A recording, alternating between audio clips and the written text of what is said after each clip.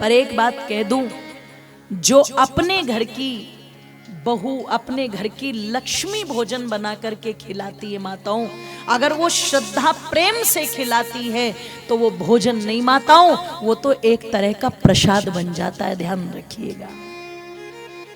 सेविका तो आपसे पूछेगी, हाजी कौन कौन रोटी खाएगा, कितनी रोटी खाएगा, पूछेगी। चलो कोई मजबूरी है, कोई आपकी व्यवस्था है तो बात अलग है, पर अगर घर की बहू बेटी स्वस्थ है तो कोशिश करनी चाहिए कि भोजन स्वयं अपने हाथों से बना करके खिलाया जाए। सुनने में तो लगता होगा सीता जी तो राजा की बेटी थी, उन्हें कैसे भोजन बनाना आता होगा। ओ मेरी माताओं, धरती पुत्री ऐसे ही नहीं कहा गया, सब काम आता था। इसलिए माँ ने क्या कहा, इनको भोजन अपने हाथ से बना के खिलाना। और सुनो, मायके की कोई कमजोरी ससुराल में मत कहना, और ससुराल की कोई कमजोरी, जोर से बोलो, मायके में मत कहना।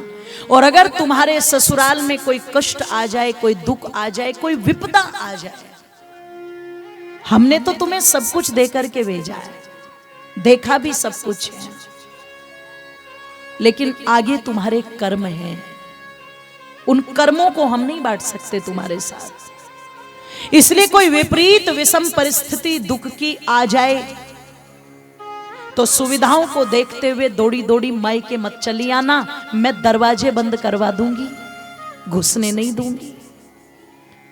जब वहां सब आनंद में हो और उनकी अनुमति हो, तभी तुम प्रसन्नता पूर्वक इस मिथिला में पांव रखना, मैं तुम्हारे स्वागत में दरवाजा खोल करके तुम्हें आगे मिलूंगी। इतना उत्तम उपदेश एक मां ने दिया। ईमानदारी से कहना, जब इतना उत्तम उपदेश लेकर के कोई आएगी तो वो तो सीता ही बन करके आएगी, फिर वो तो उर्मिला ही बन करके आएगी, वो तो मांडवी और श्रुति कीर्ति ही बन करके आएगी।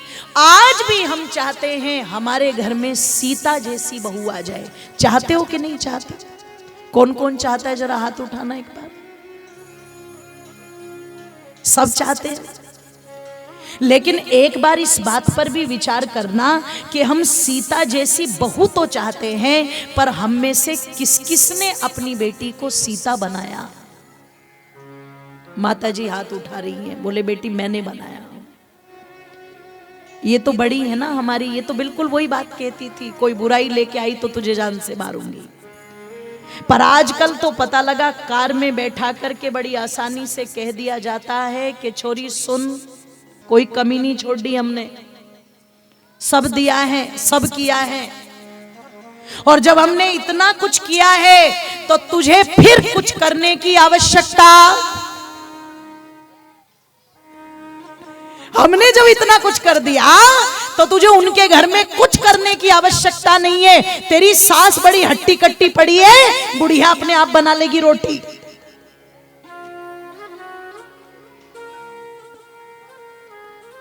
ओ मेरी माताओं, मैं सुना करती थी अपनी दादी से कई बार कि पता लगा जब ससुराल में आती थी पहली बार, वो आना जाना भी उनका नया नया सही रखते थे ना कई बार,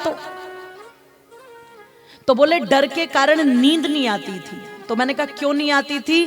बोले इसलिए नहीं आती थी कहीं सुबह सब उठ जाए और हमारी आंख ना खुले। इसका मतलब कोई तो डर था ना। अच्छा ईमानदारी से बताना, आज भी वो डर है क्या? ना ना ना, बहुत कम।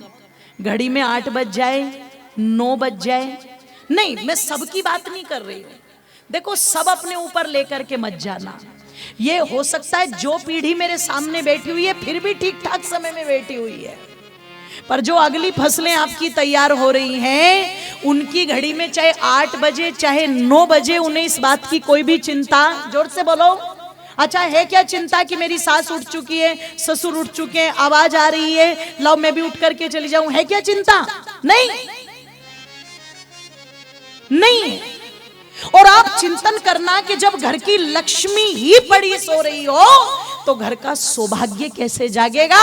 अरे सौभाग्य को जगाने का काम तो घर की लक्ष्मी किया करती थी, इसलिए घर की लक्ष्मी पहले उठती थी, तब घर का सौभाग्य जगता था। उस सौभाग्य को अगर जगाना है तो घर की लक्ष्मियों को सबसे पहले उठना, जोर से बोलो। और वो दिवाली पर ना, दिवाली पर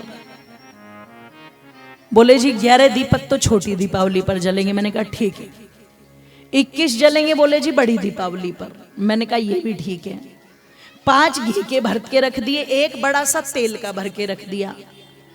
पता लगा जब सारे दीपक जल गए, वो रख गए, तो 5 घी के दीपक तो तब जलाए। मैंने कहा ये किसके लिए जलाए? बोले देवताओं के लिए। और मैंने कहा ये बड़े वाला क्यों नहीं जला? बोले ये पसर में जलेगा, पसर में। पसर तो समझते हो ना, ब्रह्म काल में 4 बजे, है ना, उसको हमारे यहाँ पसर भी बोलते हैं। तो बोले ये तब जलेगा, ब्रह्म काल में जलेगा। अच्छा क्यों जलेगा? बोले उस समय जो है ना लक्ष्मी जी आएंगी, इसलिए दीपावली वाले दिन कोई दरवाजे बंद, जोर से बोलो। अब पता नहीं लक्ष्मी जी आए ना आए, पर चोरी फेरी लगा के चले गए जाए घर में, है ना। लेकिन ये मान्यता तो है कि लक्ष्मी जी आएगी। इसका मतलब लक्ष्मी जी कितने बजे आ रही है? 4 बजे।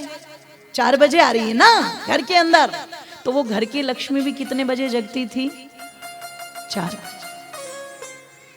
वो 4 बजे जगती थी। असली लक्ष्मी तुम ही बैठी हो। और जब तुम जग जाती हो, स्नान ध्यान करके घर में दीपक जलाती हो, भगवान का नाम लेती हो, तो अपने आप सौभाग्य तुम्हारे घर में फेरी लगाने, जोर से बोलो, आता। घर के सौभाग्य को जगाने वाली लक्ष्मी तुम ही हो। इसलिए मैं तो आप लोगों से यही कहूंगी कि अगर सीता हम चाहते हैं तो सीता बनानी भी चाहिए। आप बनाओगे तो कोई आपके लिए भी बनाएगा, और तुमने अगर अपने वालियों को शूर्पणखा बना करके भेज दिया तो कोई तुम्हारे लिए भी शूर्पणखा ही बनाएगा। ध्यान रखना। और मेरी माताओं बंधुओं, निवेदन कर दूं आप लोगों के मध्य में, इसलिए कहा कि वहां पर ये उपदेश माने दे करके भेजा। और क्या कह दिया कि मानिए दुलारी मेरा कहना।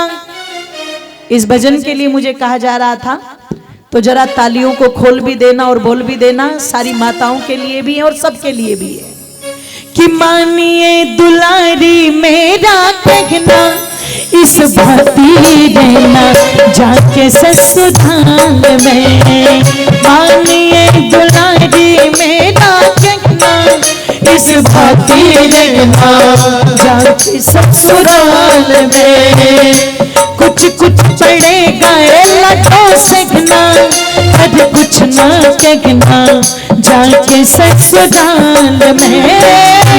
कुछ कुछ पड़ेगा लटो सीखना, कभी कुछ ना कहना जाके ससुराल में। हाथों को साथ उठा करके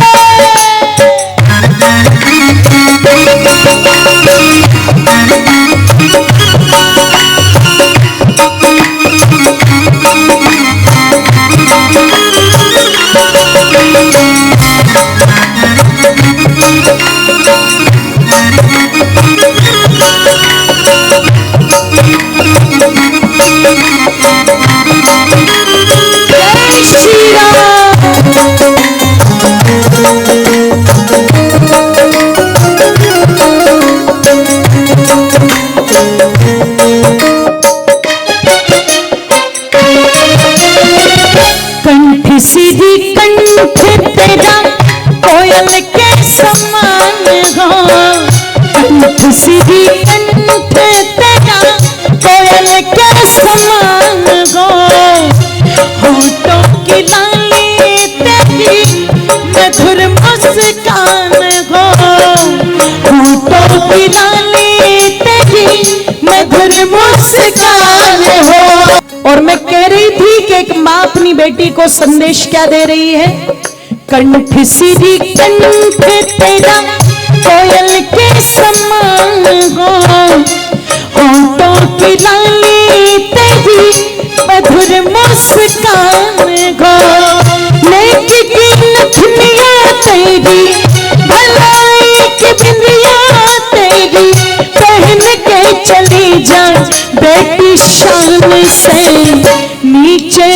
झुकाए रखना नैना, इस भांति रहना जाके ससुराल में। मान लिए है लाडो मेरा कहना, इस भांति रहना जाके ससुराल में। कुछ कुछ पड़ेगा बेटी सकना, आज कुछ ना कहना जाके ससुराल में। दोनों हाथों को एक साथ उठा करके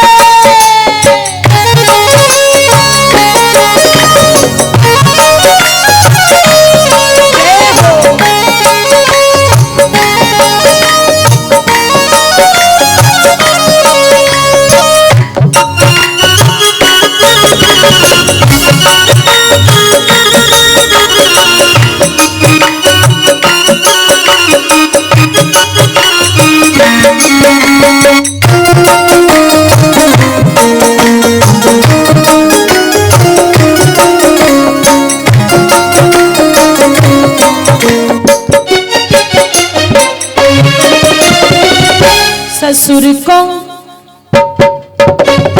क्या कहा कि जो तुम्हारे ससुर हैं, कौन? महाराज दशरथ। उनको क्या मानना, ये कौन बता रही है? मां। इसलिए क्या कहती है? पिता के समान अपने ससुर जी को जानना, पिता के समान अपने ससुर जी को जानना, माता के समान अपनी सासू जी को मानना, जेठानी का आदर करना, दौरानी का आदर करना, प्यारी समझना अपनी जान से, आखिर गई ये सब तेरी बहना, इस भांति रहना जाके ससुराल में। मानिए दुलारी मेरा कहना, इस भांति रहना जाके ससुराल में। सब कुछ चढ़ेगा लटो सकना, कभी कुछ ना कहना